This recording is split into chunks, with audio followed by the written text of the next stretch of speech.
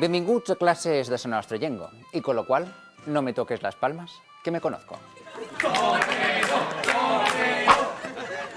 Xisco, ja m'explicaràs perquè mos hem apuntat a classes de català.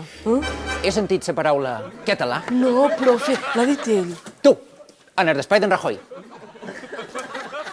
Bé, el que te veia, tu i jo tenim el nivell J de català. Bé, és que jo tenia ganes de conèixer el famós professor Bausat que diuen que és el número 1 en dispensar paraules a marratxí. Ordre, ordre. Anem a començar l'examen. Primera pregunta.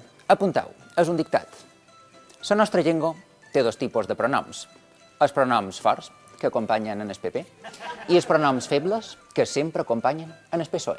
Protest! Això és més incorrecte que les obres del metro de Palma. Basta, a vos posaré un zero més gran que els passillos de Son Espases. Això és injust. És injust. Vinga, basta. Segona pregunta.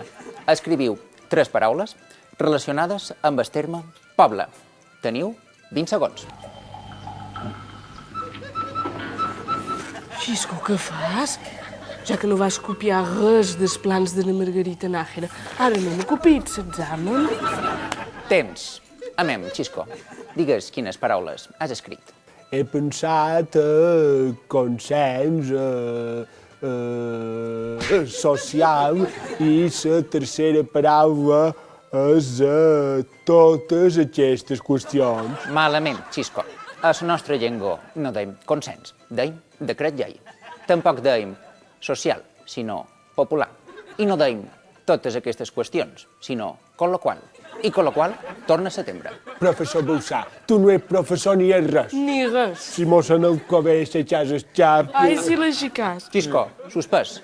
Millor torna a l'examen de maig, però aquest tampoc l'aprovaràs.